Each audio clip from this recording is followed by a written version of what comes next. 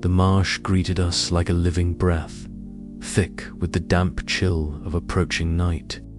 I remember standing at the edge of that sprawling tangle of reeds and waterlogged earth, the sun a fading ember sinking behind the distant trees. My name is Evelyn, and as the de facto leader of our ragtag group, I could feel the weight of their uncertain glances. Each of us carried our own burden, but here, in the creeping twilight, all those seemed to shrink beneath the vast, impenetrable silence. Tom, ever the cheerful one, broke the quiet first. His gruff voice wove through the mist like a lifeline. "Well, if the marsh doesn't swallow us whole, I'll owe you all a drink," he joked, grinning beneath his weathered face. His attempt at humor was a fragile shield against the unknown, and for a moment it worked. A few smiles flickered in return, though the joke felt hollow against the looming shadows. Mark stood close by, his broad shoulders tense, eyes scanning the edges of the fading light.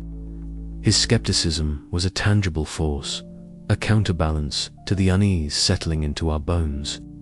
"There's nothing out here but bugs and mud," he muttered, though even his voice carried an edge of doubt.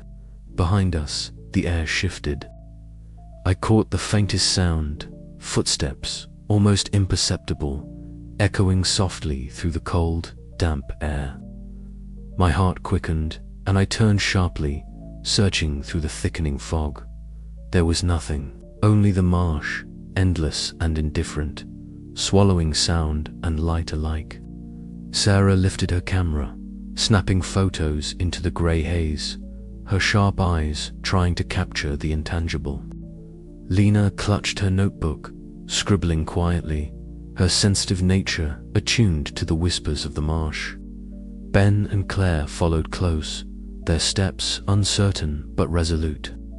We pressed forward, each step sinking slightly into the soggy earth, the fog curling like ghostly fingers around our ankles. The strange flicker of lights danced just beyond sight, teasing the edges of vision with unnatural glimmers.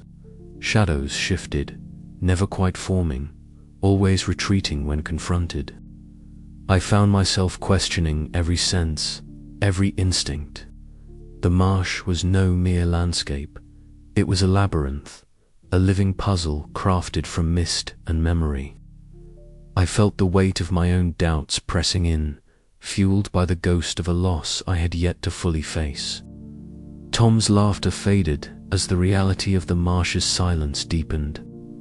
The footsteps behind us grew louder, slower, deliberate. None dared look back, but the fear was shared in the tightening of brows and the tightening of grips on packs and tools.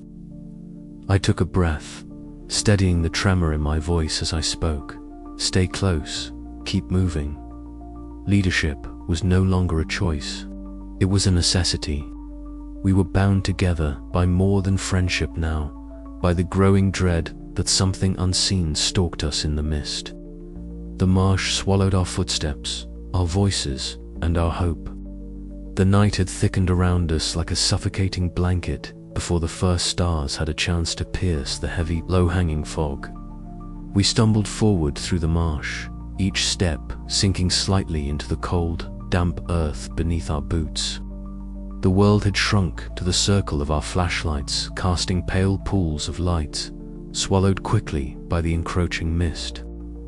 I could feel the weight of silence pressing against my ears, broken only by the distant croaks of frogs and the occasional rustle of unseen creatures in the reeds. Sarah was ahead of me, crouching down to capture the eerie landscape through the lens of her camera. Her breath formed little clouds in the chill air, and the soft clicks of her shutter punctuated the quiet. She whispered to herself, a habit. I recognized words of rationality and curiosity, a contrast to the sinking dread I felt. "Look at this," she murmured, showing me the screen. A shadowy figure, blurred and indistinct, lingered near the edge of the frame. Probably a trick of the light. Mark scoffed from behind, his broad frame tensed with impatience. Mark was growing more restless by the minute.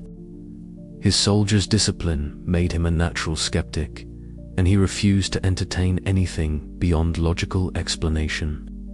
"It's just the fog playing tricks," he insisted, voice low but firm. "We're tired, and the sounds, probably animals. Nothing to worry about." I wanted to believe him. I needed to believe him.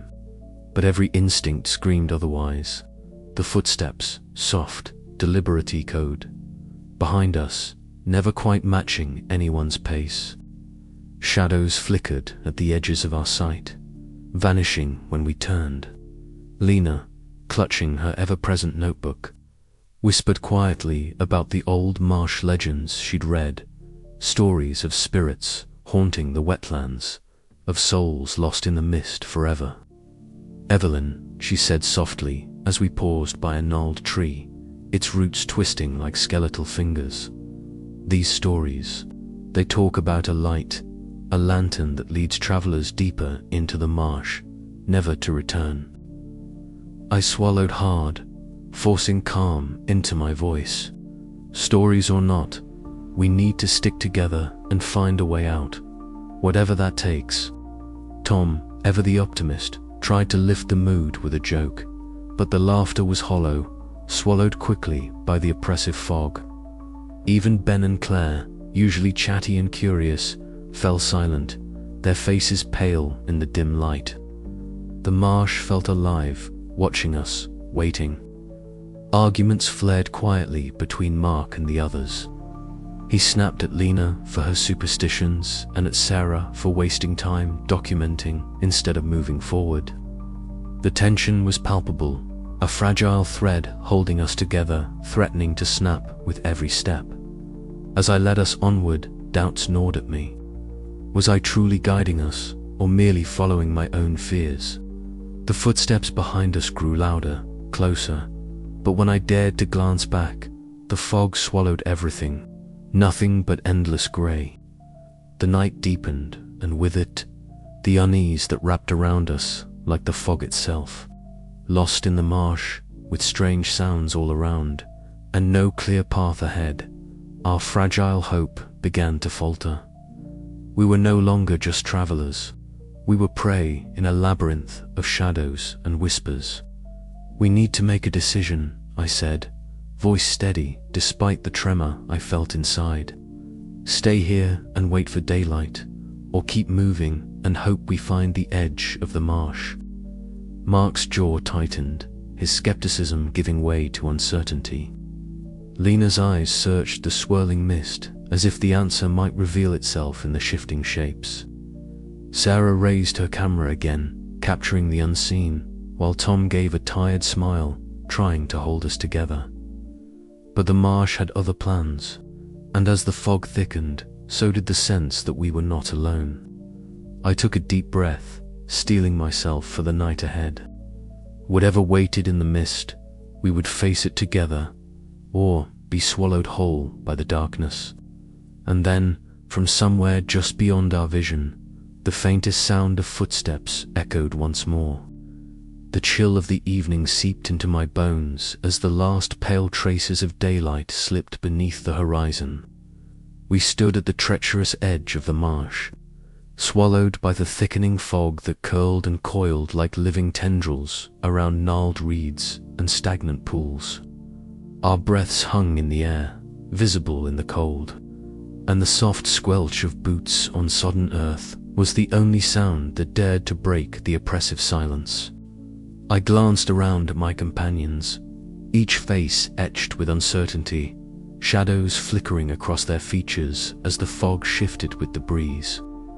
Tom was attempting to lighten the mood with one of his jokes, his weathered face breaking into a grin.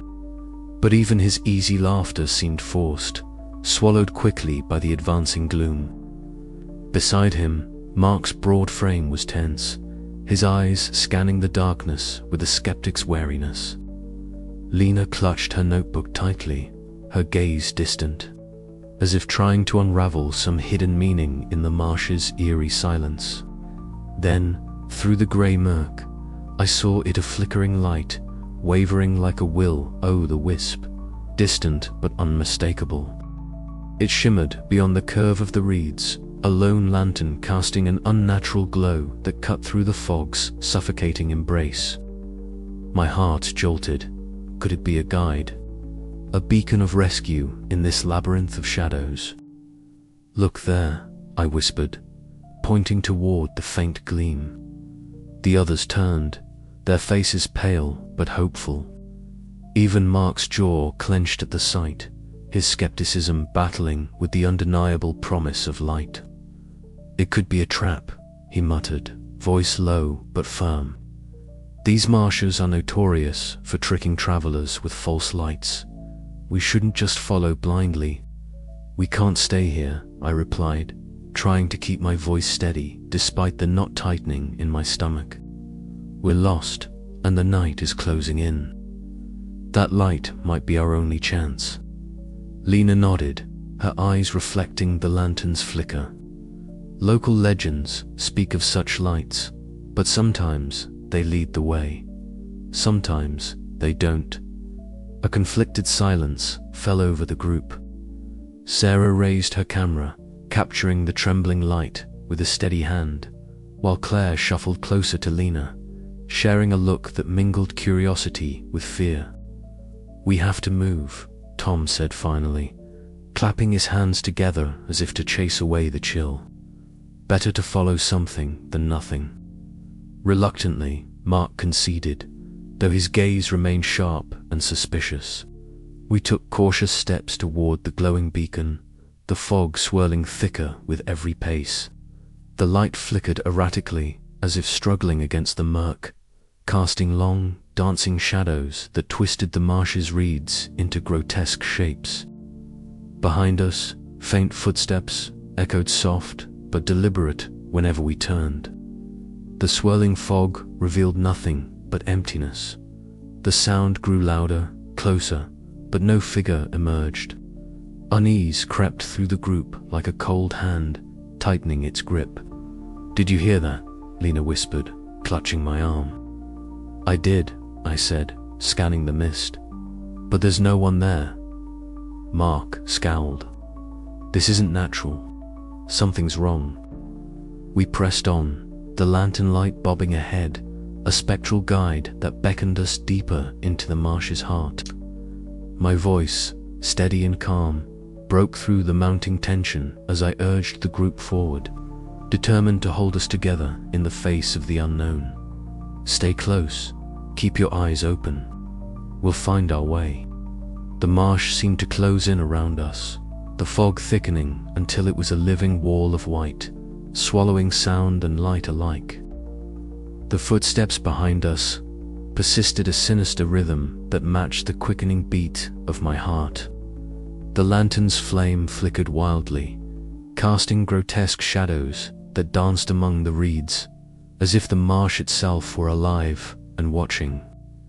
And yet, despite the fear that clawed at my mind, hope flickered too. That strange, wavering light was the only thing keeping us moving. The only promise of salvation in a place where despair threatened to consume us whole. But as we followed that flickering glow, a question gnawed at me. Was it truly a guide, or was the light a lure, drawing us ever deeper into the marsh's deadly embrace? The answer, I feared, would come too late. I tightened my grip on my coat, inhaled the damp, earthy scent of the marsh, and stepped forward into the unknown, with the others close behind. The marsh was an unforgiving maze, and as we stood frozen in the thickening fog, the danger we had sensed since nightfall began to take shape in the form of sound and shadow. Footsteps echoed behind Usoft, yet deliberate. No matter how many times we turned, nothing emerged from the swirling mist. The fog was a living thing, swallowing light and sound alike, twisting the world into something alien and hostile. Tom, ever the optimist, tried to break the tension. "Maybe it's just some animal," he said, forcing a chuckle that trembled on the edge of desperation. But his smile faltered. his laughter dying in the damp air as the footsteps persisted, relentless and eerie. The usual humor that lifted our spirits was gone, replaced by annoying unease that crept into every bone. Lena pressed her hands to her notebook, her fingers trembling as she whispered fragments of the folklore she had been piecing together. The marsh, it's haunted by something that walks unseen, she murmured, eyes darting to the shadows at the periphery of our vision. A spirit that feeds on fear itself. Her words hung between us, heavy and chilling. I felt the weight of my own past, fears the memory of my brother's unexplained disappearance, and how this place seemed to echo those losses with a cruel familiarity. My voice was steady, but inside, a cold knot tightened. We have to be cautious, I warned. This isn't just fog and shadows. There's something here, something we can't see, but it's watching us. Mark scoffed, his usual brash confidence wavering as the impossible nature of our predicament settled in. There's always a reasoner, rational explanation, he insisted, though the tremor in his voice betrayed his doubt. Sarah raised her camera, snapping pictures of the mist that seemed to pulse and shift around us, hoping to capture evidence of the unseen forces. But the images only deepened the mystery, revealing shapes and lights that defied logic. The footsteps grew closer, circling us like a predator, and the shadows flickered just beyond sight. Ben clung tightly to my arm, eyes wide with fear, while Claire whispered reassurances to Lena, her voice trembling. The marsh was no longer just a physical trap. It was a prison of the mind, each of us caught in a web of growing terror. In that moment, I realized the truth we had been avoiding. The marsh wasn't just a place. It was a presence, live watching and waiting. The footsteps were the heartbeat of something ancient, something that had been here long before us and would remain long after. We have to keep moving, I said, forcing calm into my voice. But we must stay together. The fog is not our friend tonight. As the group gathered their scattered resolve, the footsteps faded into the mist, leaving behind a silence that was heavier than any sound. The marsh had spoken, and its message was clear. We were not alone, and the night had only just begun. The fog closed in tighter, swallowing our figures as we pressed onward, each step a descent deeper into the unknown. The lantern light we had glimpsed flickered faintly in the distance, a fragile beacon in a sea of shadows. But with every heartbeat, the truth grew clearer. Following that light might not lead us out, but further in. And the footsteps behind us would not stop chasing. The night closed in around us like a shroud, the marshland swallowing sound and light with an unnatural hunger. We had gathered near a small clearing, where a meager fire sputtered against the damp air, its flames struggling to defy the creeping fog. The whispers began then, soft and almost indistinguishable, swirling around us on the cold breeze. They seemed to rise from the marsh itself, carried on the wind like secrets too dark to speak aloud. "Do you hear it?" Lena whispered, clutching her notebook tightly, her eyes wide and searching through the mist. Tom attempted to laugh it off, cracking a joke about the marsh spirits playing tricks on us, but even his usual joviality sounded hollow. Sarah sat a few feet away, hunched over her camera, reviewing the images she'd taken in the fading light. Her breaths came shallow and rapid, eyes flicking from the screen to the fog and back again. "Look," she said at last, voice trembling. We gathered around as she showed us the photograph's blurry, ethereal shapes hovered at the edges of the frames. Misty figures with no clear form, twisted and shifting as though alive. "What is that?" Claire murmured, shivering despite the layers of clothing. Mark scoffed loudly, breaking the fragile silence. "It's just fog and camera noise," he said sharply. "Stop letting the wind and shadows get to you. We're all tired and scared, but superstition won't get us out of here." His voice was harsh, but beneath the bravado, a flicker of unease betrayed him.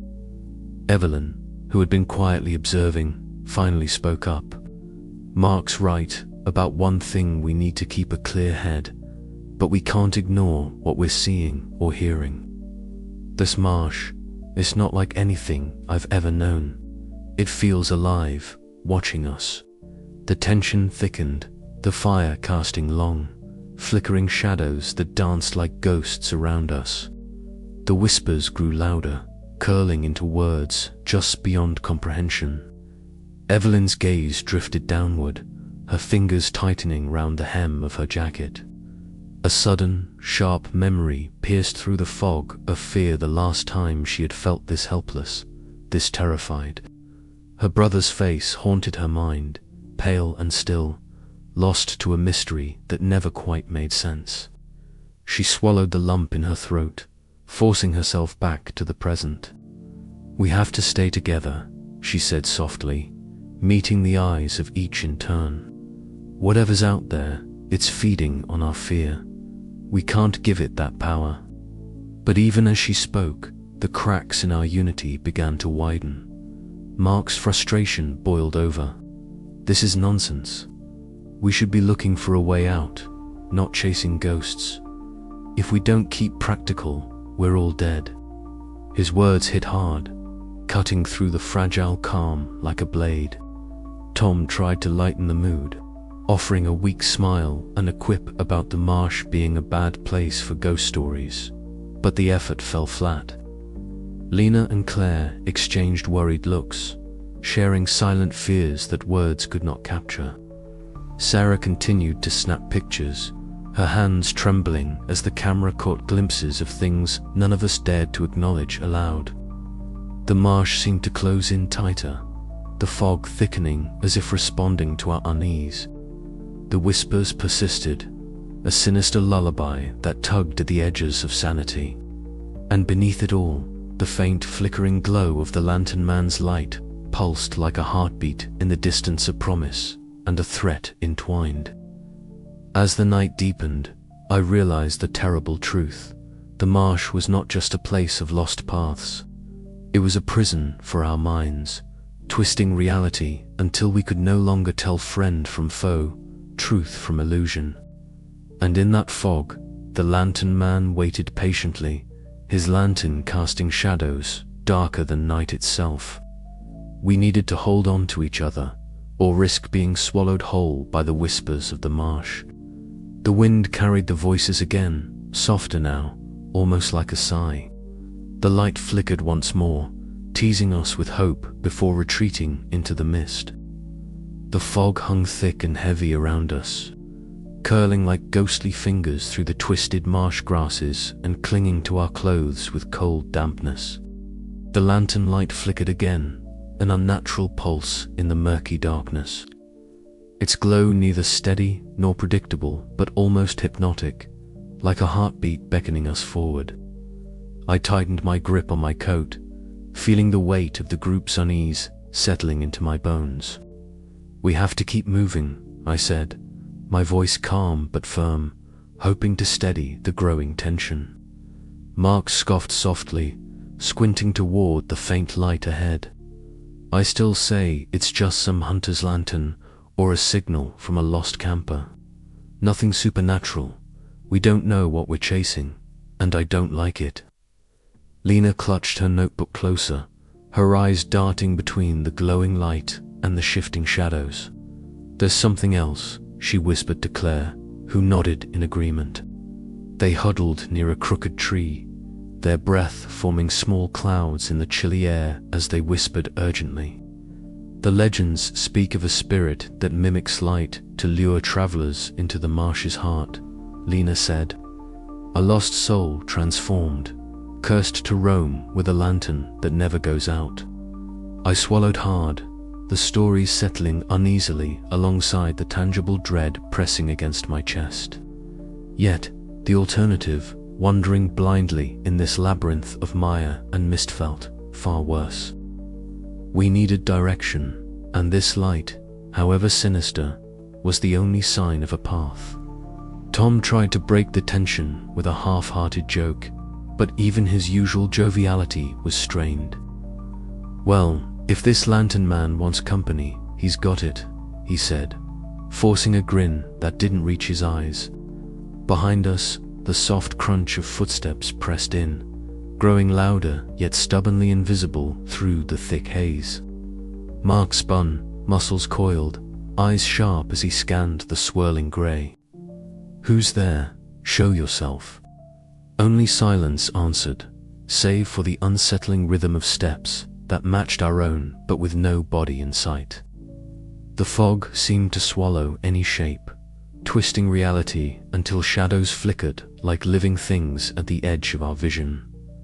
I took a deep breath, forcing my fear down. We can't stop now. Whatever's out there, it's following us, not the other way around. The lantern light is our only chance.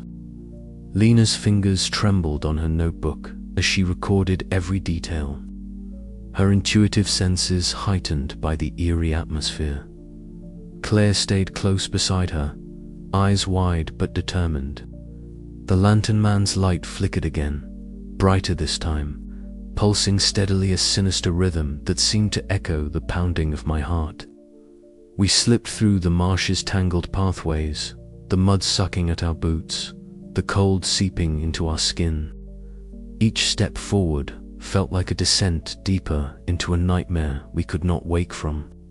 Mark's skepticism wavered as the supernatural became undeniable.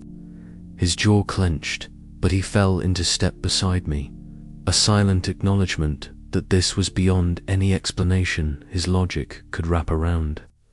As we moved, the footsteps behind us never ceased, always just out of sight, and the shadows danced and flickered like specters eager to close the distance. The lantern's glow seemed to pulse with malevolent intent, a beacon of false hope, drawing us ever onward into the heart of the marsh and the darkness that awaited. I glanced back once more, the weight of responsibility heavy on my shoulders. "Stay close," I urged, voice steady despite the churning dread inside. We followed the light together, and so, with the lantern man's flickering glow ahead and footsteps stalking us unseen, we stepped deeper into the unknown, caught between fear and the desperate hope for escape. The night thickened around us, the marsh alive with whispers and shadows, and I knew there was no turning back.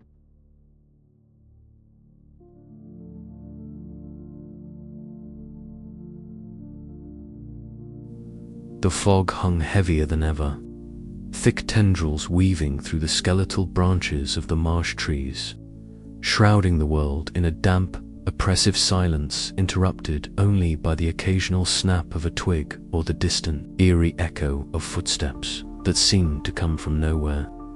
Our group, once tentative but hopeful, now trudged forward with a growing sense of unease gnawing at each step.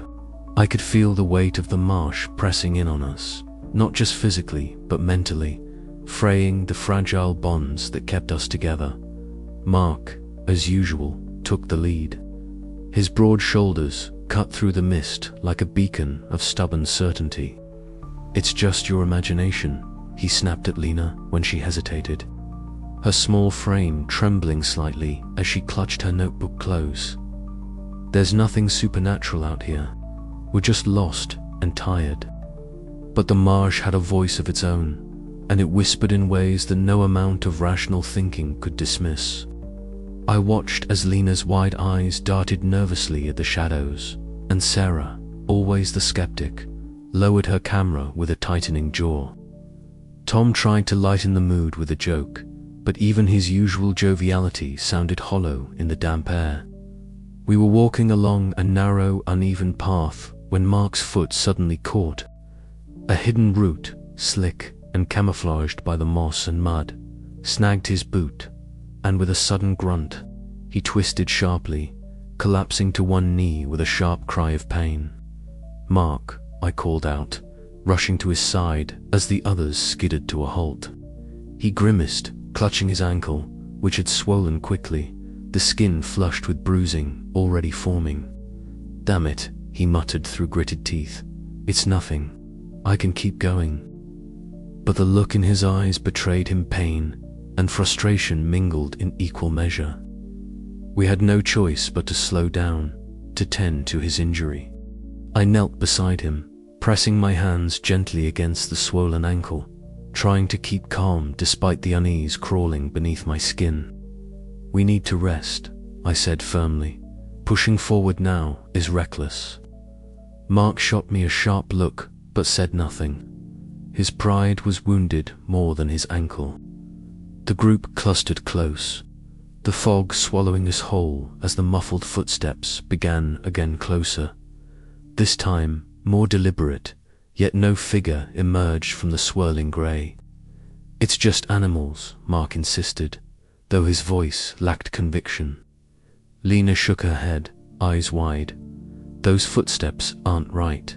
They don't sound like any creature I've heard." "You think it's the Lantern Man?" Claire whispered, clutching Lena's arm. I swallowed hard, feeling the weight of the name, the legend, the chilling possibility. "We can't afford to let fear tear us apart," I said, trying to steady my own trembling voice. "We need a plan." The group's tension snapped like a brittle branch. Voices rose, accusations and doubts weaving through the marsh air. Mark accused Lena and Sarah of feeding superstition. Lena retorted that Mark's stubborn denial was blinding him to the truth. Tom's attempts to interject with humor fell flat, his usual ease replaced by a worn exhaustion. As the argument spiraled, the footsteps grew louder, echoing around us in the fog's embrace, each step a reminder that we were being hunted by something unseen, something ancient and merciless. Fear clenched my heart. The marsh was no longer just a treacherous terrain. It was a predator, and we were its prey. I knew then that the fragile leadership we'd had was crumbling. I had to be the one to keep us together, to make decisions that could mean the difference between life and death. Mark's injury forced us to slow, to be cautious, but it also gave the Lantern Man more time to stalk us. "Listen," I said, raising my voice over the rising panic. "We move slowly, carefully. No rash decisions. We stick together. Mark, you lean on me. We watch the light, and we watch the shadows." His face softened, the fire in his eyes tempered by pain and grudging acceptance. The marsh seemed to close in tighter, the unnatural footsteps now circling us, their cadence irregular but unmistakably deliberate. I felt the cold fingers of dread creep along my spine, but I pushed it down, focusing on the faces around me. Friends, allies against an enemy none of us fully understood. The night was far from over, and the fractures in our fragile group were only beginning to show. But one thing was clear. Survival depended on more than just strength or skepticism, demanded trust, resilience, and the courage to face the shadows lurking just beyond the lantern's flickering glow. As I glanced toward the faint, wavering light ahead, a shiver ran through me. The Lantern Man was watching, waiting, and leading us deeper into a nightmare from which there might be no escape. And yet, we had no choice but to follow. The fog closed in around us like a living thing, thick and suffocating, swallowing the world beyond a few feet. Every breath tasted damp and heavy, and the chill seeped into my bones despite my layered clothing. Our footsteps, once steady and sure, now sounded muffled and uncertain, as though the marsh itself was swallowing our passage. The faint glow of the Lantern Man's light pulsed ahead, an eerie beacon that seemed at odds with the oppressive blackness swallowing the rest of the landscape. I kept my eyes fixed on that wavering glow, feeling its unnatural brightness cut through the fog like a blade. Yet, instead of offering comfort, the light seemed to distort the marsh around us.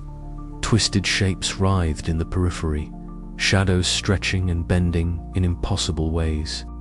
The reeds looked gnarled, their silhouettes grotesque against the lantern's sickly glow. Each flicker of the light revealed new, unsettling forms. A crouched figure made of blackened vines, a twisted tree stump with limbs like grasping hands, a dark shape that might have been a person or something far worse. Beside me, Lena crouched low, her fingers tracing strange patterns in the mud and reeds. Her notebook lay open on her lap, pages fluttering in the damp breeze. "These shapes," she whispered. "They match the old tales creatures born from the marsh's sorrow and pain, shadows that mimic lost souls. The Lantern Man, he doesn't just lead us, he binds us to this place." Her voice was a fragile thread of calm amid the growing panic. I wanted to believe her, to hold on to the flicker of hope she offered. But the footsteps, those relentless, wet, sloshing sounds, were growing louder behind us. They no longer belonged to any of us. The air was thick with tension, every rustle and snap setting our nerves on edge. Sarah struggled to keep her camera steady, even as her hands trembled. "I've got something," she murmured, eyes wide behind the dim glow of her flashlight. Movement just beyond the light. "Something's there, but it's not human." I glanced over her shoulder, catching sight of a shadow shifting in the mist.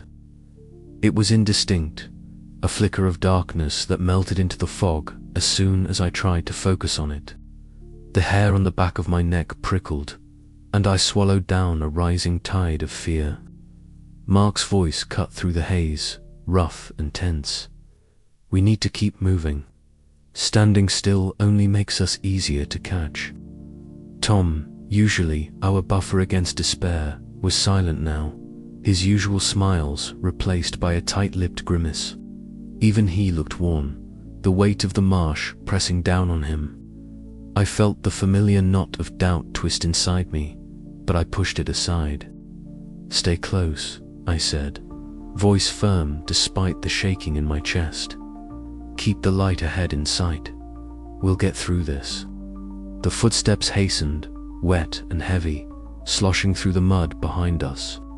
The marsh seemed to contract, closing in with every step. The Lantern Man's light pulsed brighter, its flickering glow casting monstrous shadows that danced and snarled across the reeds. I led the group onward, every sense alert. The fog was a veil of white silence, broken only by the sounds of our breath, the squelch of boots in mud, and the haunting footsteps that echoed too close for comfort. The marsh was no longer just a landscape. It was an active predator, and we were its prey. Lena's voice cut through my spiraling thoughts again. "We have to remember the stories," she urged. "The Lantern Man feeds on fear, on despair. If we hold on to hope, if we don't let him see us break, maybe we can survive."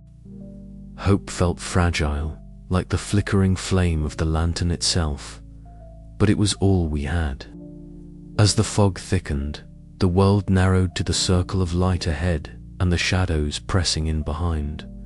The footsteps drew nearer, relentless and unyielding.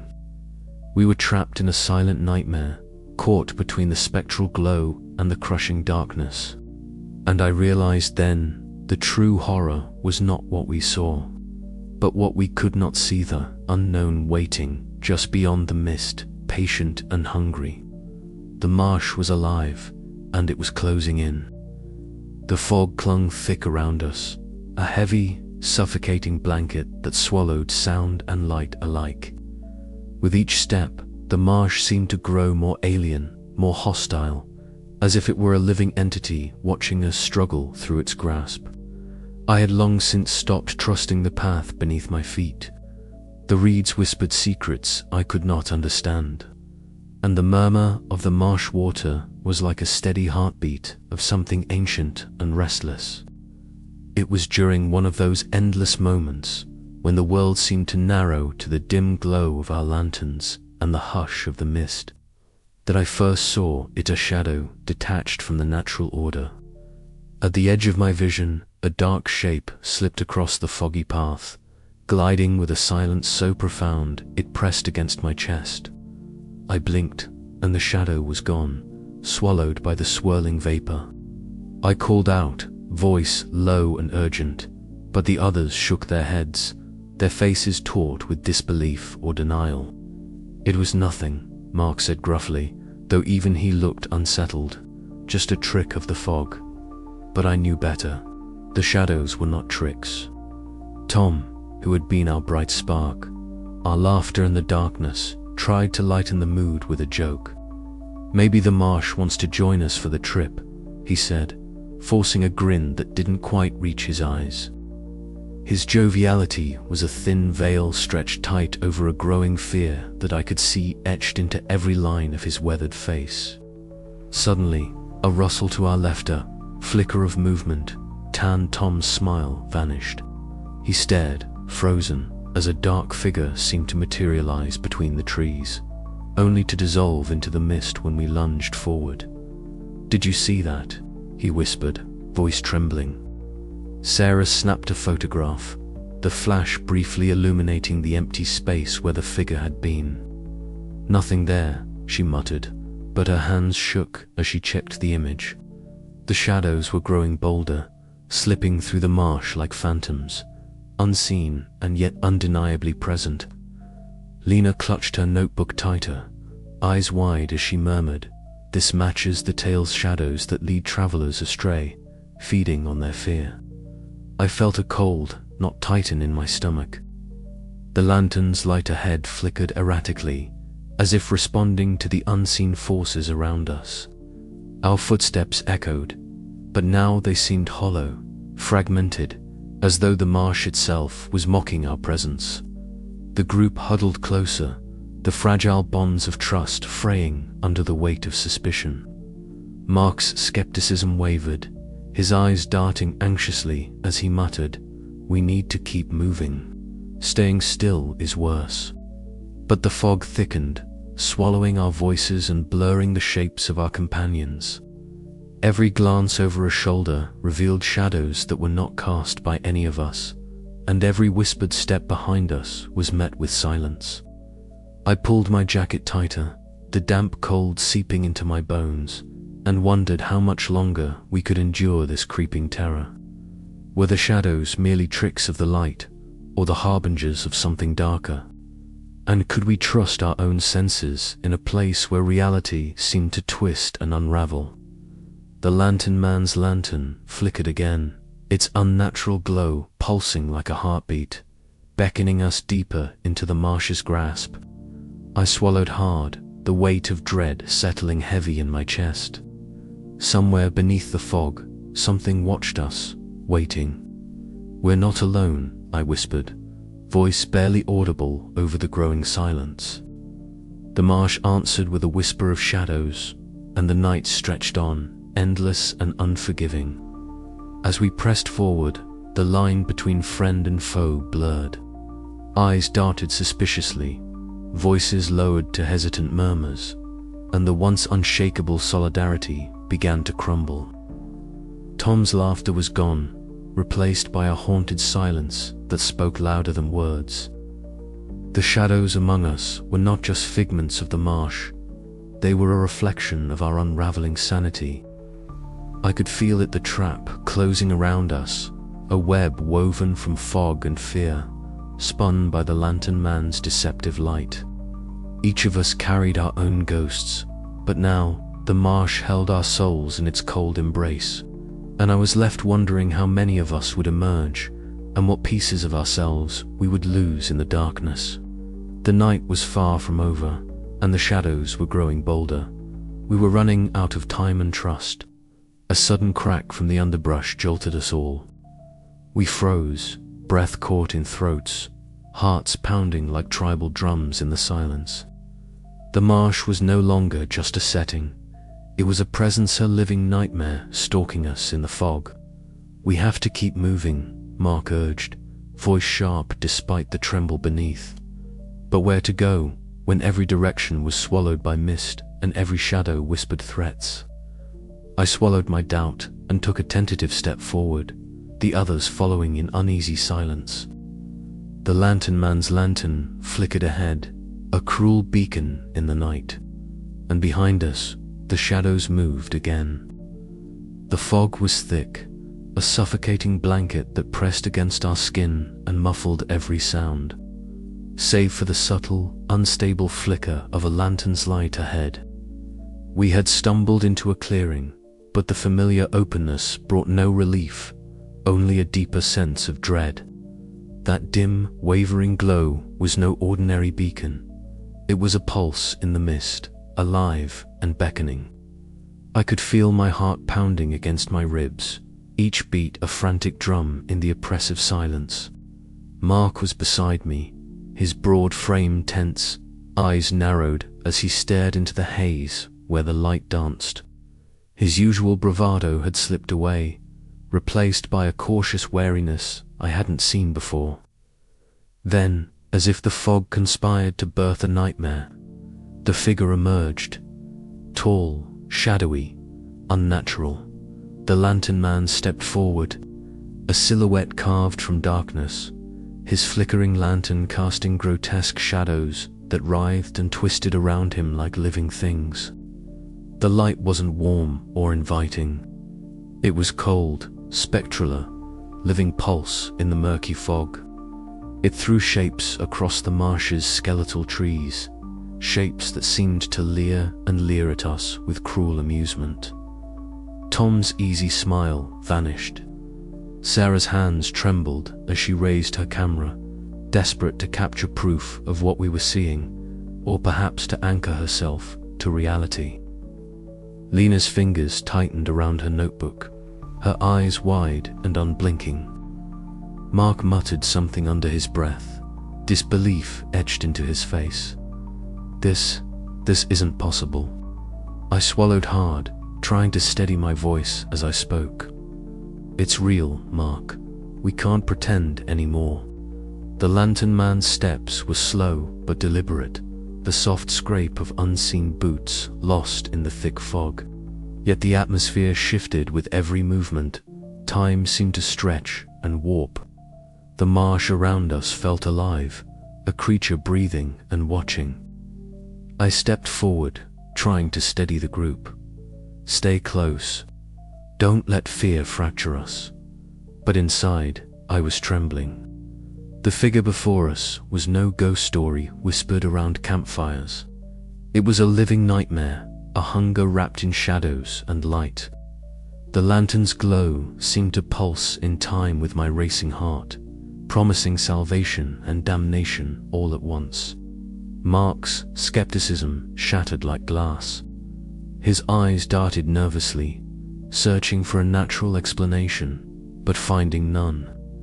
The supernatural was no longer a theory, it was our reality. The lantern man stopped just beyond reach, the fog swirling at his feet like smoke. His lantern flickered violently, casting a sickly glow that illuminated gaunt features beneath the shadow of a face half forgotten by time, twisted in eternal torment. A gasp escaped Tom's lips, the humor drained, replaced by raw terror. Sarah's camera clicked repeatedly, the flash briefly illuminating the ghastly figure, each burst a painful reminder that this was no illusion. Lena whispered a prayer or reply, couldn't tell which as she clutched her notebook to her chest. I took a deep breath, trying to summon the calm that had carried me this far. We don't have to let it win. We have to keep moving. But the lantern man's lantern flickered again, and the mist thickened, swallowing the edges of the clearing, enclosing us in a cage of shadow and light. There was no turning back now. The marsh had revealed its true face, and we were trapped within its deadly embrace. The night was far from over, and the terror had only just begun. The clearing remained silent, save for the faint, rhythmic flicker of the lantern man's flame. Each pulse was like a heartbeat, echoing in the stillness, a grim reminder of the hunter's presence. Mark's face had paled, The skepticism that once propelled him now curdled into fear. "Evelyn," he said, voice low and shaky. "What? What is that thing?" I looked at him, my own fear tempered by resolve. "It's the Lantern Man, the marsh's curse, and it's been waiting for us." Around us, shadows shifted unnaturally. The fog seemed to press closer, tendrils curling like fingers reaching for warmth. Tom moved beside me, his usual joviality extinguished but his protective instincts aflame. "We stick together," I said firmly, "no matter what." Sarah's camera clicked again, the flash momentarily illuminating the spectral figure's twisted facer, mask of sorrow and malice entwined. Claire's hand found Lena's, a silent gesture of solidarity. The Lantern Man's lantern flickered violently, and the air grew colder. It was as if the very essence of the marsh was converging on us, feeding on our dread. I swallowed hard, knowing that the path ahead was a descent into terror. But I wouldn't let the darkness claim us not without a fight. As the first tendrils of dawn began to threaten the horizon, the Lantern Man's shadow loomed larger than ever, a reminder that in this marshland, light was a lie, and hope could be the deadliest trap of all. The marsh seemed alive, no more than alive. It was a breathing, twisting entity, shifting and warping beneath the suffocating cloak of fog that pressed down on us like a shroud. Each step we took felt like sinking further into a nightmare that had no end. No safety, only the flickering, deceptive glow of that damned lantern held high by the figure we had come to know as the Lantern Man. I led the way as best as I could, my voice steady but my heart pounding. The water was cold and thick around my ankles, and the reeds scraped at my arms, clutching like desperate hands. Behind me, the others followed, their faces pale and drawn, their eyes wide with a fear that I shared but dared not show.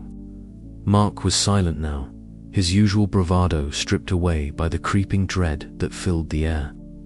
Tom's usual jovial spirit was gone, replaced by a grim focus that spoke volumes about the toll this place was taking on us all. Lena and Claire walked close together, whispers barely audible over the soft squelch of our footsteps and the distant, haunting echo of something or someone moving behind us. I caught snippets of Lena's voice, laced with urgency and unease, as she recounted bits of the folklore she and Claire had been piecing together. "The Lantern Man," Lena murmured, "is not just a ghost story. Hayes, a lost soul, cursed to wander these marshes, bound by sorrow and betrayal." Claire nodded, her fingers trembling as she clutched a worn, leather-bound book. A man who vanished centuries ago, swallowed by the marsh itself. Some say he was a victim of his own greed, others that he was betrayed by those he trusted. But all agree his spirit is trapped, and he feeds on the fear of those foolish enough to follow his light. The weight of their words pressed on me like the fog itself. I glanced back, trying to pierce the grey veil for any sign of the footsteps we all heard, slow, deliberate, unrelenting. Each echo bounced off the twisted trees, a sinister rhythm that matched the quickening beat of my heart. Sarah was near the rear, her camera held ready, eyes darting nervously as she searched for anything to document proof. Perhaps that this nightmare was more than just a shared hallucination. Earlier, she had captured something on film that chilled me to my core, a fleeting shadow, unnatural and contorted, lurking just beyond the reach of the lantern's glow. I could still see the flash in her eyes, that momentary illumination revealing a face that belonged to no living man. "Keep moving," I urged, voice low but firm. "Don't stop. We have to trust that there's a way out, even if we don't see it yet." Mark grunted in acknowledgement, but the tight set of his jaw betrayed his growing despair. The injury he sustained earlier throbbed painfully, slowing him down, and I knew it was only a matter of time before exhaustion and fear overwhelmed his stubborn resolve. The marsh closed in around us, the landscape warping as if reality itself bent under the lantern man's will. Trees twisted into grotesque shapes, roots snaking like serpents through the water. Shadows flickered and danced at the edges of our vision, teasing and tormenting. Every rustle of the reeds, every distant splash, set our nerves on edge. "Evelyn," Lena whispered urgently, "the lantern, it glows brighter when fear is high. It feeds on us." I swallowed hard, fighting the rising panic. "Then we have to starve it. Hold on to hope, stay together." But hope felt fragile here, like a candle flame flickering in a storm. The footsteps behind us grew louder, closer, yet still no figure emerged from the mist. It was as if the very fog conspired with the lantern man, a living veil hiding horrors just out of reach. Suddenly, Sarah's camera flashed again, a sharp burst of light cutting through the gloom. We all turned toward the sound, hearts pounding. For a heartbeat, the marsh revealed its secret. A shadowy figure towering above the twisted cypress, the lantern in his hand flickering wildly, casting eerie light on his elongated, featureless face. Then, as quickly as it appeared, the vision faded into the mist, leaving us gasping, terrified, and more determined than ever to escape this cursed place. I took a deep breath, steadying my voice. "We move now, fast but careful. We can't let it break us. Not here, not like this." The group nodded, fear sharpening into grim resolve. The marsh might have claimed many before us, but we were still alive for now. And as long as I drew breath, I would lead them through this nightmare, no matter what waited in the shadows. But the question that haunted me, as relentless and chilling as the footsteps echoing behind us, was whether any of us would make it out at all.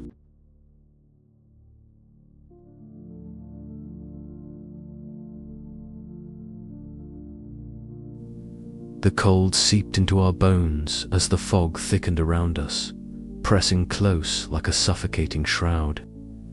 Mark's groan cut through the uneasy silence, drawing every eye. He was lying on the damp marsh grass, his face pale and contorted in pain, clutching his leg where the injury had worsened, the sharp sting of broken tissue, now unmistakable. "I can't move," he gasped, frustration and fear mingling in his voice. I knelt beside him, trying to hide the tremor in my hands. The weight of responsibility pressed down on me, heavier than the thick mist enveloping us. We were unraveling, fraying at the edges, just as the marsh itself seemed to twist and distort around us. The footsteps behind us had grown louder, closer, but now it was the fracture within our group that threatened to be our undoing. "We need to keep moving," I said, voice steadier than I felt. "We can't stay here. The marsh, it's not safe." Mark shook his head, grimacing.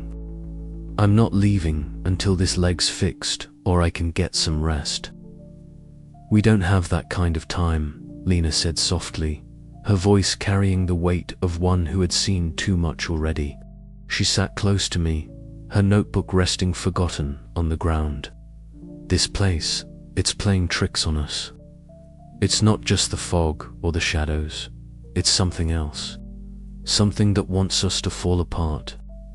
Sarah was pacing nearby, camera in hand, snapping photos in the dim light that barely penetrated the fog. Her movements were frantic, desperate, as if capturing proof of our nightmare might somehow save us. I caught a glimpse of her screen, twisted shapes, shadows that lacked form, flickering in and out of reality like phantoms trapped between worlds. "Look at this," she whispered, voice nearly shaking. "These aren't just reflections or tricks of light. There's something here, something wrong." Tom, ever the optimist, even in the darkest moments, tried to break the tension. Well, if it's ghosts, maybe they'll at least leave us alone if we're boring enough. He joked weakly, forcing a smile that didn't reach his eyes.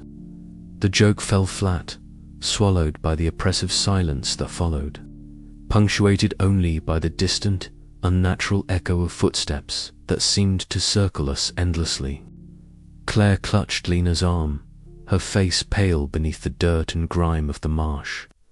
"We need to keep together," she said, voice trembling. "If we let fear decide, we'll be lost forever in this place."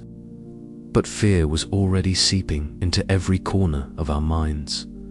I felt it clawing at me, unrelenting and cold. My brother's face flashed in my memory, the accident that I still couldn't explain, the silence that followed. I swallowed hard, pushing the guilt and doubt aside. I had to be strong, for them, for all of us. "Mark, we'll try to stabilize your leg with what we have," I said, reaching into my pack for the makeshift bandages. "Then we move as soon as we can. No one stays behind." He nodded, jaw clenched, and I saw the raw determination beneath his pain. But even as I spoke, the fog seemed to pulse, thickening, swallowing the edges of the clearing like a living thing.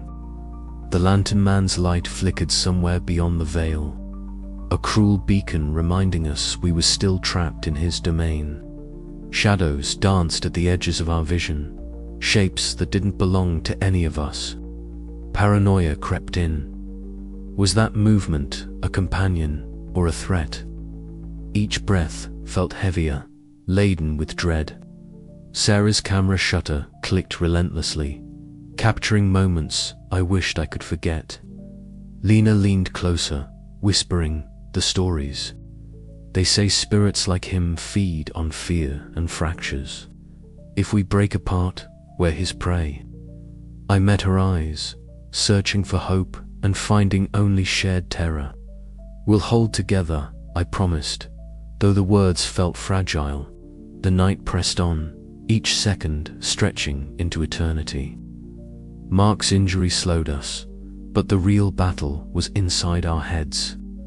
The marsh was no longer just a place, it was an enemy, alive and cunning, and the lantern man was its heart. As the fog thickened, so did the silence, broken only by the unrelenting footsteps that echoed just beyond sight. We huddled close, a fragile circle of humanity against the creeping void. And in that moment, I understood the breaking point wasn't just Mark's injury or our physical exhaustion. It was the fracture in our minds, the struggle to hold on to reality when everything around us whispered lies. I took a deep breath, steeling myself against the despair. We keep moving, together, but even as I said it, the question lingered, cold and relentless. How much longer could we hold on before the marsh claimed us all? The fog had thickened to an almost impenetrable wall by the time we resumed our slow, agonizing march. Every step was a battle of will, Mark limping heavily, the rest of us supporting him as best we could. Sarah's camera flashed sporadically, her hands shaking as she tried to capture evidence of the horrors closing in around us. "Look," she said suddenly, voice tight with fear.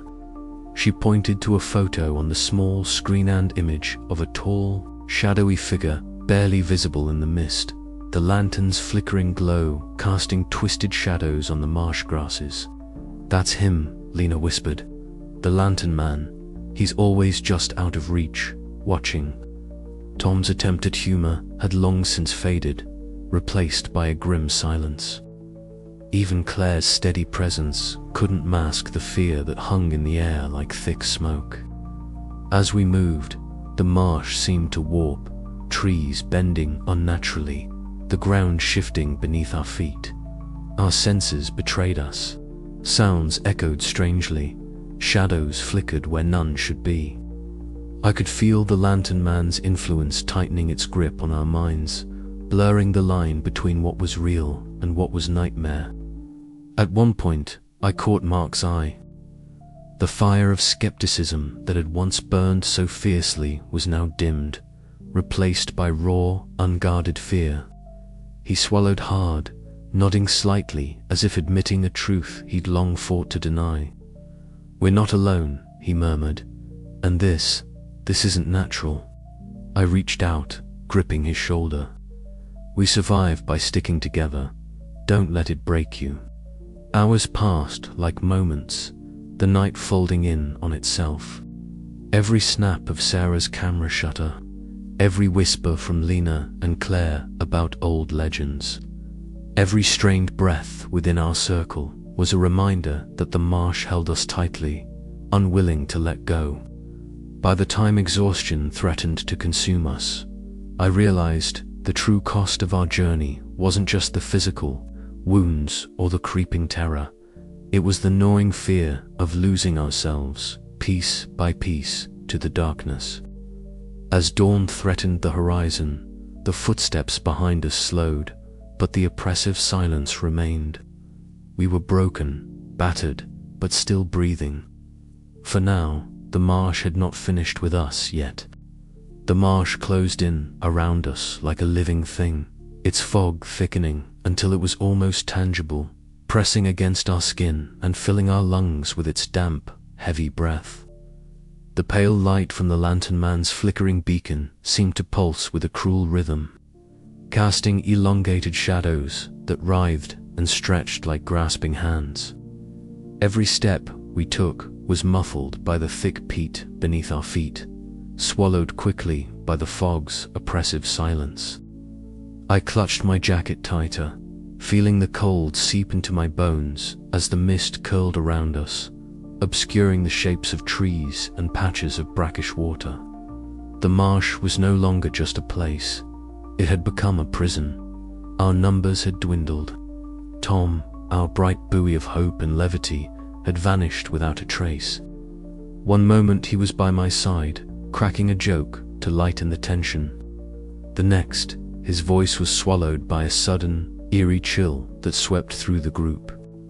I remember the look in his eyes, the flicker of panic, the sudden loss of humor, before he stumbled backward, swallowed whole by the fog, leaving only a whisper of a cry hanging in the air. The shock of his disappearance struck us all like a physical blow. Mark's usual brash confidence shattered, his broad shoulders sagging as he scanned the mist in desperation. Lena's usual calm, intuitive presence gave way to trembling hands clutching her notebook, her wide eyes darting at every shadow.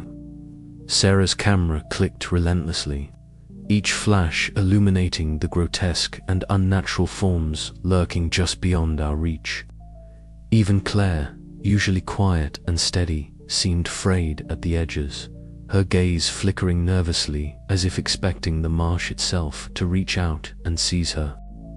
We huddled closer, our voices low and tense, trying to piece together what the marsh was doing to us. The lantern man's light continued to pulse, beckoning and mocking us in equal measure. It was no longer a guide. It was a predator's lure. The fog twisted and shifted, disorienting us until we could barely tell which direction we had come from. Every sound was amplified, the drip of water, the snap of a twig, the distant echo of footsteps that were not ours. I felt my heart hammering against my ribs as I tried to steady my breath, to keep the panic from rising. "We have to stay together," I urged, my voice a low command that barely disguised my own fear. "No one goes off alone. We keep moving toward the light, but carefully. Watch each other," Mark grunted, still skeptical but visibly shaken. "This place, it's playing tricks on us. We need to find solid ground, fast." But the marsh had other plans.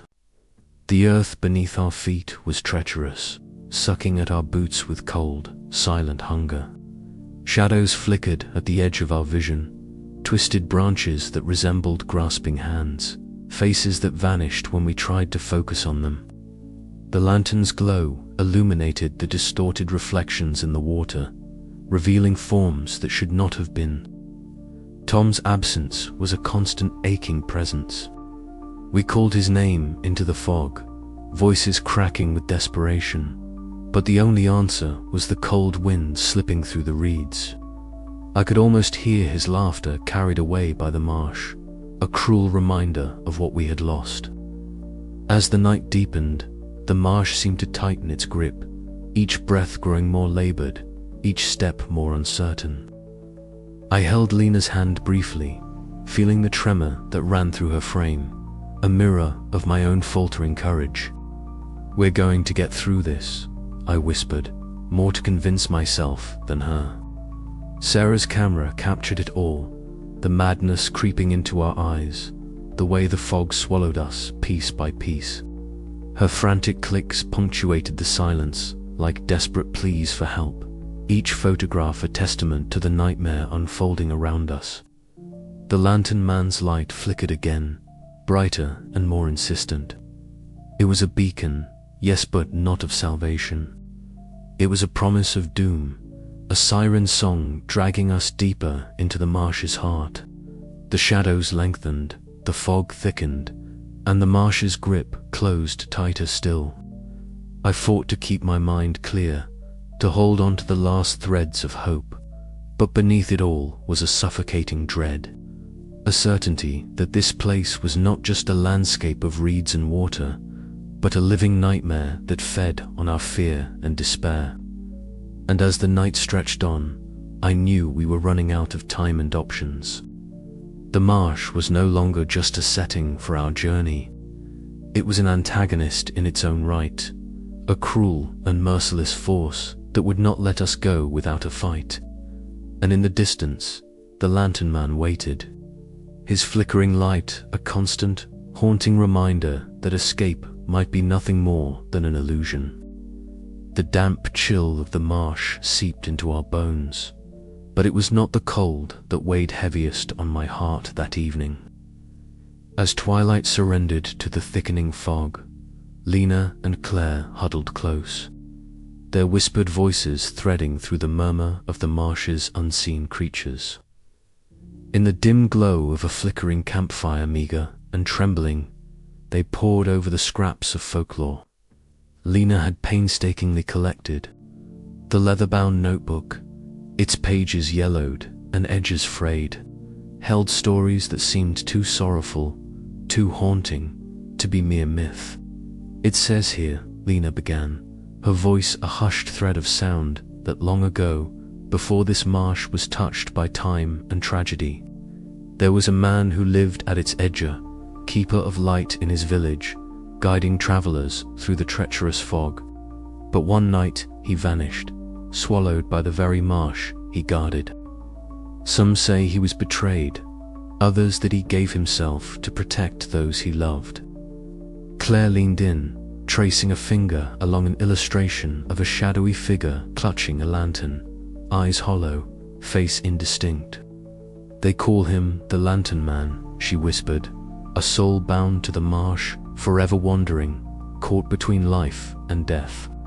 I listened, the words stirring a cold ache deep inside me. The story mirrored the weight I carried, the loss of my brother, the unresolved grief that shadowed every step I took. This spectral guardian, or perhaps prisoner, of the marsh seemed less a monster now and more a tragic reflection of our own suffering. Mark, seated a few paces away, winced as he shifted his injured leg, his skepticism battling with the undeniable truths emerging from our shared terror. He caught my gaze, a flicker of doubt crossing his rugged features. "Folklore or not," he grunted, "there's something very real out there, but understanding it might be our only chance." The night deepened, and the marsh around us seemed to breathe with a life of its own. I stood at the edge of our small clearing, the fog curling around ancient trees like ghostly fingers. Far off, the faint, flickering light of the Lantern Man pulsed an eerie heartbeat in the darkness. I felt drawn, not just by fear, but by a kinship forged in loss and sorrow. "I think," I said quietly, turning back to the group, that this figure is trapped, bound by pain and memory. Like us, he's caught in a place between worlds, haunted by what he's lost. Lena nodded, her eyes shining with a mixture of fear and empathy. If we understand his story, maybe we can find a way to break free both for him and for ourselves. The marsh whispered its secrets around us, the fog thickening as if to listen. Shadows danced at the edge of vision, and the oppressive silence pressed in. But for the first time since we became lost in this labyrinth of mist and dread, a sliver of clarity pierced the darkness. Yet, with understanding came a heavier burden. The Lantern Man was not simply a monster to flee, but a soul entwined with our fate, a mirror of our own grief and desperation. The path ahead was no longer just about survival. It was about confronting the echoes of the past that haunted us all. As dawn threatened the horizon, I felt the fragile threads of hope twist with the chilling certainty that the marsh held more secrets and more sorrow than we could yet imagine. And in that quiet moment, the glowing lantern flickered once more, an unspoken invitation to follow, to face the shadows, and to confront the darkness within and without. The night was far from over, and the story of the Lantern Man was only just beginning to reveal its true, haunting depths. The fog hung low and thick like a suffocating blanket, muffling the sounds of the marsh and swallowing the dim glow of the Lantern Man's flickering light in the distance. We huddled together in a small clearing, the gnarled roots and swampy earth beneath us cold and unforgiving. My heart pounded fiercely, each beat a hammering reminder of the peril we faced. Yet, amidst the suffocating dread, a flicker of hope sparked within Mitha, first in what felt like an eternity. "We can't stay here," I said, my voice cutting through the silence that had settled like a heavy shroud. The others turned to me, faces pale and eyes wide with exhaustion and fear. "We have to move now." Mark shifted uneasily, wincing as he adjusted the makeshift bandage wrapped around his injured leg. His usual bravado was tempered by pain and the slow creeping realization that the marsh was more than just a natural trap, it was something far worse. "You really think we can outrun that thing?" he asked, his voice rough but steady. I met his gaze, my own resolve firming. "We have no choice. The longer we wait, the closer it gets." Lena stepped forward, clutching her notebook tightly. The legends speak of the Lantern Man leading travelers to their doom, but there's mention of a way to break free. We find a clearing where the fog thins and the light can't reach us. Claire nodded beside her, eyes scanning the swirling mist. "It's a long shot, but it's our only shot."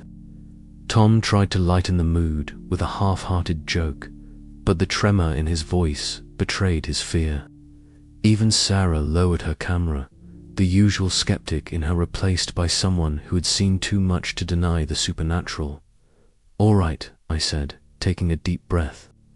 "We stick together, move quietly, and keep our eyes on the light, but don't follow it blindly. We find that clearing, we survive." The group murmured assent, the fragile unity we'd managed to hold together snapping back into place like a thread pulled taut.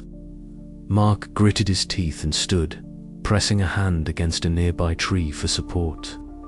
"Lead the way," he said, his voice rough but accepting. We stepped cautiously into the dense fog, the cold dampness seeping into our bones. Every rustle, every distant splash, every whisper of the marsh seemed magnified in the silence. The footsteps behind us had grown louder, more insistent, and the flickering lantern light pulsed unnaturally, sometimes distant, sometimes maddeningly close. I felt Lena's hand brush against mine as she whispered, "We're being watched." "I know," I replied, "but we have to keep moving." The marsh seemed to close in around us, twisted branches clawing at our clothes, the ground slick and treacherous beneath our feet. The light ahead flickered wildly, casting dancing shadows that seemed to mock our every step.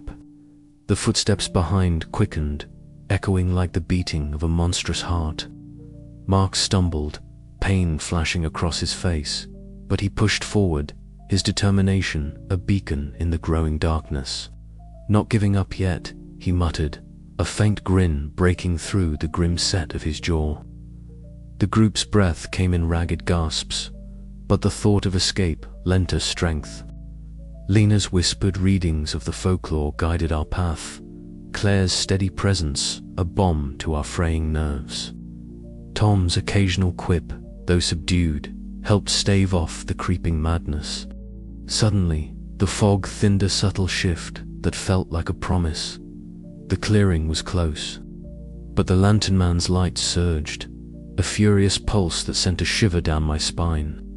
The footsteps behind us erupted into a cacophony of sound, and the marsh seemed to hold its breath. "Almost there," I urged, my voice fierce. "Keep moving." We broke through the fog's edge, into the clearing, the damp earth giving way to a patch of cracked, dry ground. The lantern's glow faltered, unable to pierce the barrier of ancient trees and thick undergrowth that surrounded us. For a fleeting moment, silence reigned. Then the footsteps stopped. We stood, chests heaving, eyes wide and searching the shadows. The lantern man's light flickered once more at the edge of the clearing before dimming and disappearing into the night. Relief surged through us, but it was tempered by exhaustion and the knowledge that this respite might only be temporary. "We did it," I whispered, though part of me wondered if we had merely crossed into a new nightmare. Mark sank to the ground, wincing but alive. "For now," he muttered. As dawn threatened to break, the marsh held its secrets tight, and the flicker of hope we clung to burned fragile and bright against the gathering shadows.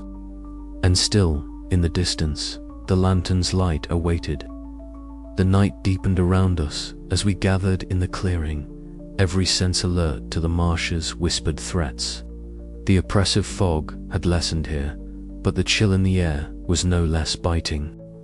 Together, we sat, nursing wounds and stealing breaths, each of us haunted by our own fears and memories. "Evelyn," Lena said softly, breaking the heavy silence, "do you think this place can really be escaped?" I looked around at the faces illuminated by the faint dying embers of hope. "I don't know," I admitted, "but if we don't try, we're already lost." Sarah clicked her camera quietly, her fingers trembling as she captured the haunting stillness. "I've never seen anything like this," she murmured. "But if we survive, the world needs to know." Tom cracked a weak smile. "Maybe there's still a little light left in this darkness." Mark's gaze was distant, caught between pain and something deeper acceptance. "Perhaps. We fight. That's all we can do." The footsteps echoed faintly once more, a reminder that the marsh's grip was not yet broken. But in that clearing, amid the tangled shadows and whispering reeds, we found a moment's peace, a fragile flicker of hope in a night that threatened to swallow us whole.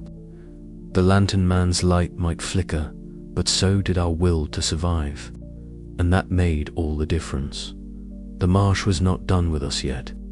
As the first pale light of dawn crept over the horizon, I knew the battle was far from over.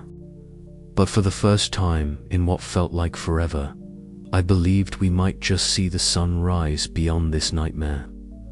The flicker of hope burned bright within us, fragile but unyielding, like the lantern's light in the fog, a beacon against the encroaching darkness.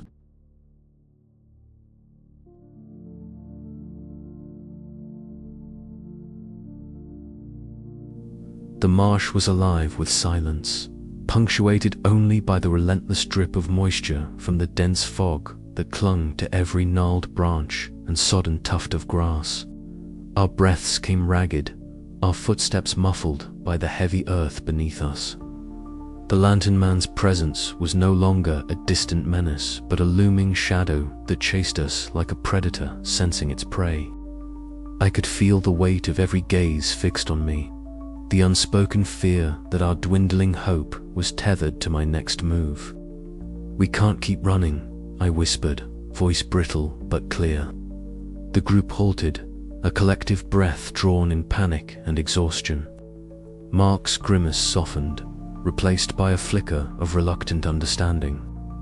Lena's wide eyes shimmered with unshed tears, while Tom's usual buoyancy was replaced by a hollow silence.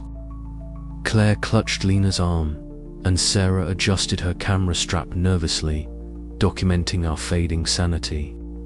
I swallowed hard, feeling the knot of grief and resolve tightening inside me.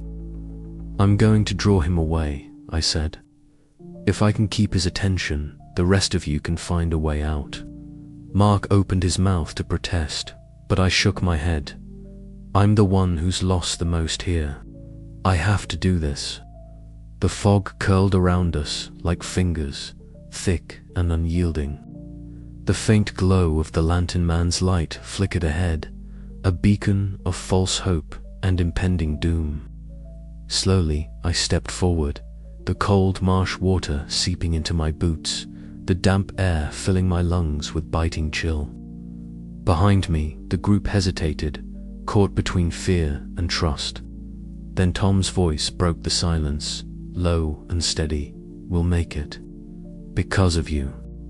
The lantern man emerged like a nightmare made flesh, a towering silhouette etched in shadow, his lantern pulsing with an unnatural light that cast twisted shapes across the marsh. His footsteps echoed, hollow and relentless, as he turned his gaze upon me. I met his eyes, dark and bottomless, and felt the cold claw of despair grip my heart. "You won't stop me," I said, voice steady despite the storm inside. He moved forward, the lantern's glow intensifying, shadows dancing wildly in the mist. I turned and began to run, each step a battle against the suffocating fog and the pounding of my own heart. Behind me, the faint sounds of the others scrambling to safety grew distant but urgent. The marsh seemed to close in, warping and twisting as if alive, but I forced my legs onward, every fiber of my being screaming to survive, to protect. The lantern man's roar of frustration chased me, a sound that would haunt my dreams forever. As the first light of dawn seeped through the fog, the others burst from the marsh's edge, breathless and battered but alive. They looked back once, their faces etched with grief and determination. I faded into the mist, a solitary figure swallowed by the marsh, buying the only chance we had left. In that moment, sacrifice was not just a word, but a living, breathing act of defiance against the darkness. And though I could not see their faces anymore, I carried with me the fragile hope that my choice would be the light that led them home. The marsh was silent once more, but the memory of that night would never fade.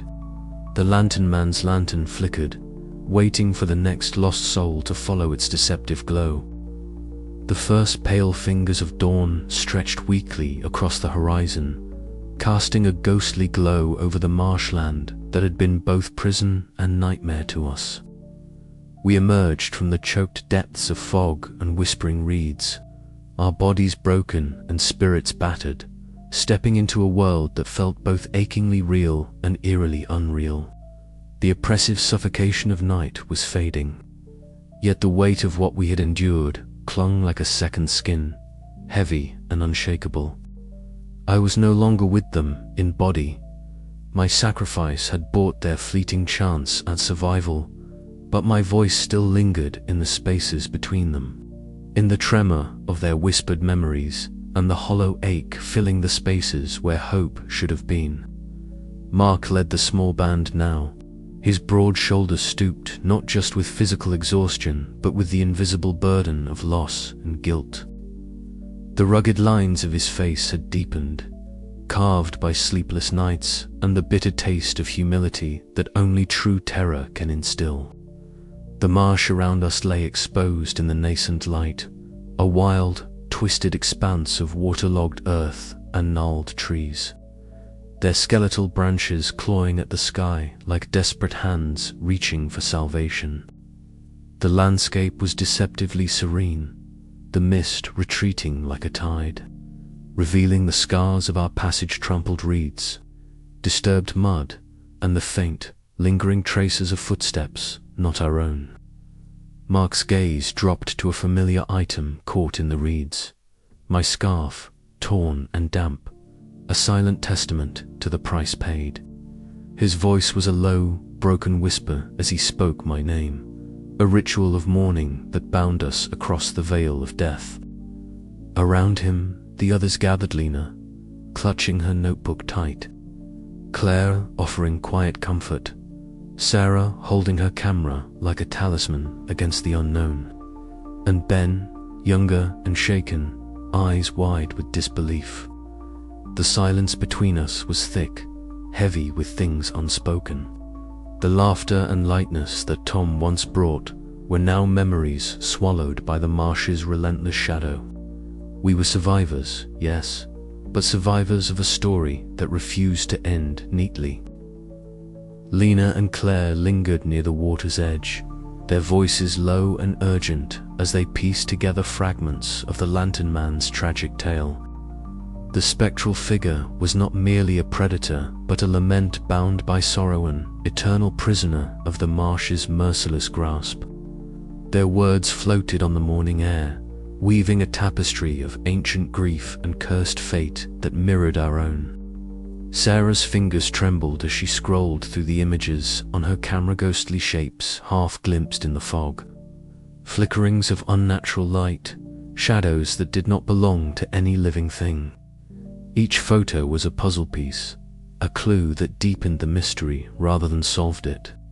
Her eyes were haunted, reflecting the uncertainty that now defined us all. As the sun crept higher, a sudden flicker of light caught our attention, a faint, wavering glow beyond the tree line, a lantern's flame dancing in the distance. Our breaths caught collectively, hearts pounding in a mixture of dread and disbelief. The light vanished as quickly as it had appeared, swallowed by the returning fog, leaving us with the cold recognition that the marsh's hold was not yet broken. Mark's voice broke the silence, rough but resolute. "We made it out," he said, though his tone betrayed the question hanging unspoken between us. "But what comes next? Can we ever leave this behind?" We had escaped the physical confines of the marsh, but its spectral menace clung to us like a shadow, an unseen weight pressing on our souls. The Lantern Man's light was no longer a beacon of hope, but a reminder of the false promises that had nearly led us to ruin. I watched them from the twilight between worlds, knowing that this was not the end. The marsh's secrets would haunt their dreams and their waking hours. The lines between reality and nightmare would blur until the memory of the Lantern Man was etched forever into their hearts. And so the dawn broke, fragile and trembling, over survivors who carried with them not only scars and sorrow, but a fierce, flickering ember of resistance, hope born from sacrifice, and the unyielding will to endure, even in the face of the unknown. The night had settled thick and heavy around us, a cloak of silence broken only by the occasional creak of the old cabin floorboards beneath our feet. Sarah had spread her collection of photographs across the rickety wooden table, their glossy surfaces catching the flicker of the candlelight, each image a frozen fragment of the marsh's haunting memory. She moved slowly from picture to picture, her eyes sharp and searching, tracing the ghostly shapes and blurred footsteps captured in the fog's embrace. "Look here," she whispered, pointing to a shadow that seemed to stretch unnaturally across the frame. "It's like the Lantern Man's presence lingers, etched into the mist itself." I leaned closer, my breath catching as the images revealed more than I dared to admit. The marsh had left its mark on us all, invisible yet undeniable. Mark sat silently near the window, his broad frame hunched, staring out into the darkness beyond. His rugged face was drawn tight, the lines of exhaustion etched deep. Occasionally, his gaze would flicker to the photographs, but mostly he seemed lost in thought. "I never believed," he murmured, voice low and rough, "not until now." But whatever that was out there wasn't natural. The weight of his words settled over the room. For so long, his skepticism had been a shield, a way to protect himself from the chaos inside. Now, faced with the undeniable truth, he wrestled with a quiet resignation that was both humbling and heartbreaking. Lena and Claire sat nearby, their heads bent over a worn collection of folklore, books, and scribbled notes. The soft glow of a lantern cast dancing shadows on the walls as they traced faded ink and whispered of ancient tales. "The Lantern Man," Lena said, her voice trembling slightly, "was once a man bound to this marsh, lost to tragedy and sorrow. Now, he's a spectral echo, trapped in the fog, feeding on fear." Claire nodded, her eyes reflecting the flickering light. "It's like he's caught in an endless loop, and we stumbled right into his story." I watched them, feeling an ache of understanding deepen within me. The marsh was more than a place. It was a living nightmare, a prison of grief and despair, and we had been its unwilling prisoners. Later, I found myself alone at the edge of the marsh as twilight bled into night, the mist curling around my feet like phantoms reaching for me. The marsh stretched out before me, beautiful and deadly, its secrets whispering through the reeds and shadows. I could still feel the Lantern Man's gaze, cold and unyielding, a reminder that some horrors never truly fade. "We survived," I whispered into the thickening fog, but at what cost? The echoes of that night would linger in our minds, shadows cast long and deep. As we pieced together the fragments of our ordeal, we confronted not only the supernatural, but the fragile threads of our own humanity. The marsh had changed us, and though we sought meaning in the stories and photographs, the fear remained a quiet, persistent shadow, waiting just beyond the light. Mark joined me then, his presence steady yet haunted. "Maybe," he said softly, "accepting what we can't explain is the first step to moving forward." I nodded, knowing he was right. The marsh had tested us in ways we could never have imagined, but as dawn approached, bringing with it a pale light that struggled to penetrate the lingering mist, we stood together, scarred but unbroken, bound by memories of the Lantern Man and the shadows that would follow us home. The night was far from over, and the marsh was still listening. The night was far from a refuge, beneath the thin veil of safety that dawn had promised. The survivors found themselves prisoners of an unseen torment, their minds ensnared by the lingering dread that the marsh had imprinted upon their souls. Evelyn lay awake in the small, sparsely furnished room that had become her sanctuary. The shadows cast by the flickering street lamp outside danced eerily across the peeling wallpaper, but it was the echo in her mind that haunted her most, the steady, unyielding footsteps that had chased them through the fog. She could still hear the soft scrape of the Lantern Man's lantern swinging in rhythm, a sinister metronome keeping time with her racing heart. Her breath came shallow and quick as a cold sweat soaked through her shirt. The past weeks of torment and loss weighed heavily, pressing down on her chest like an unseen hand. The marsh had not released her. It had merely shifted its grip from her body to her mind. Across town, Mark stood by the window of a small apartment, rain streaking the glass in rivulets that distorted the blurred city lights beyond. His broad shoulders were hunched, fists clenched at his sides as he struggled to silence the memories that refused to be banished. The Lantern Man's towering shadow haunted his every thought, a stark contrast to the rational explanations he had once clung to like a lifeline.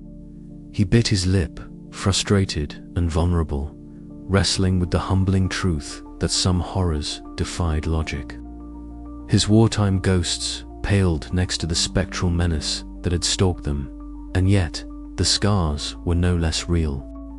In a cramped study illuminated only by the soft glow of a desk lamp, Lena sat surrounded by a fortress of folklore tomes, her fingers trembling as they traced the cold metal frame of the lantern in one of Sarah's photographs. The image captured the unnatural flicker of the spectral light, and beneath it, the shadowy outline of the figure that had led them into nightmare. She breathed in sharply, the weight of sorrow and curiosity mingling in her chest. The stories she had chased for years now held a cruel, living truth. The Lantern Man was no mere myth. He was a curse, an eternal sentinel of despair.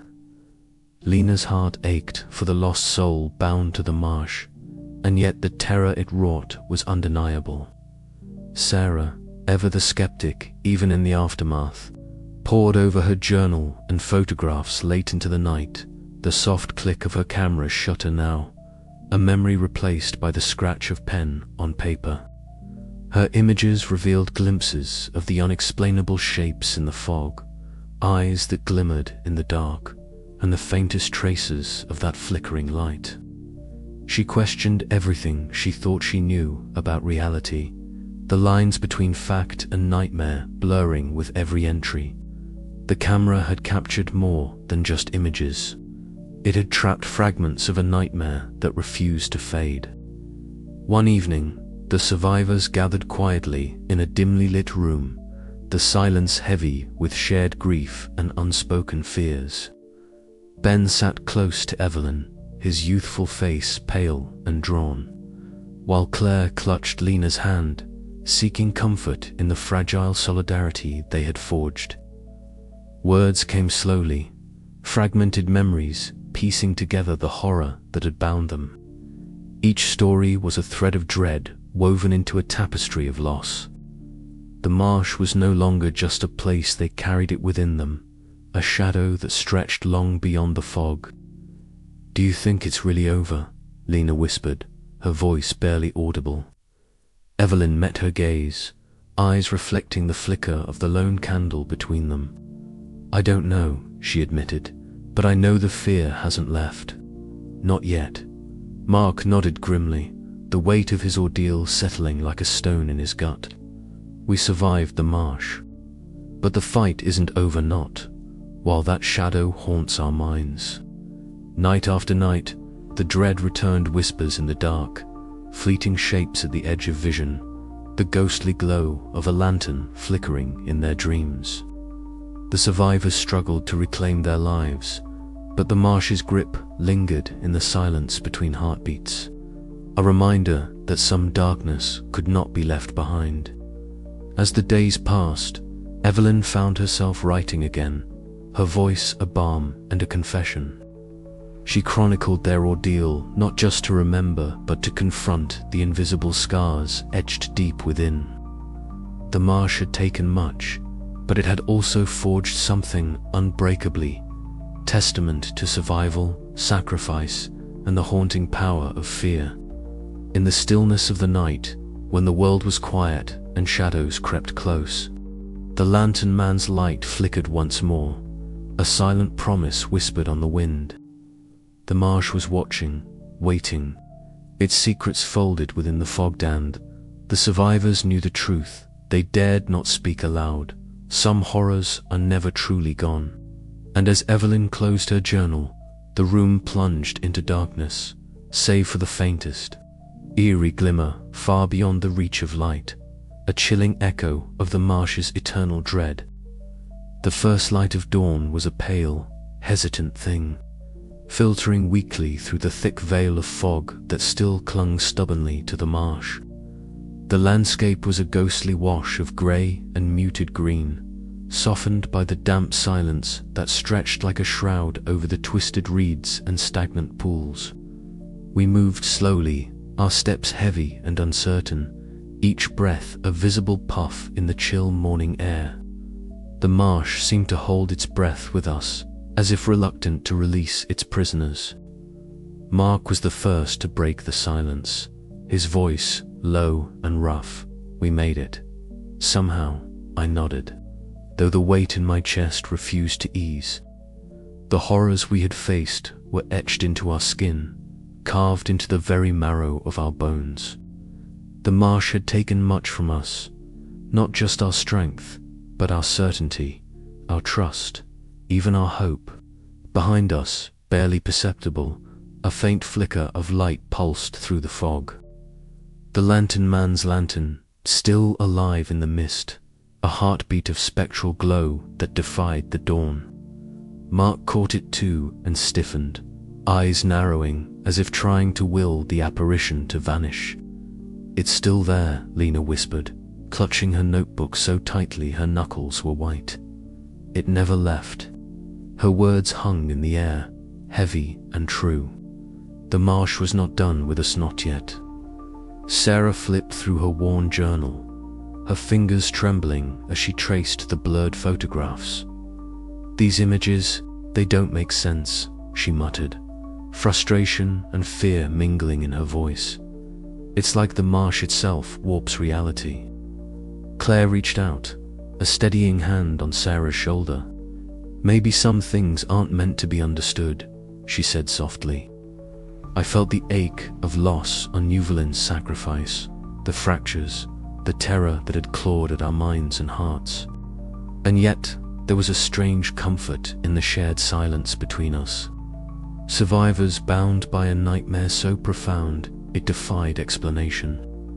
The path ahead was uncertain, the future veiled as much as the marsh.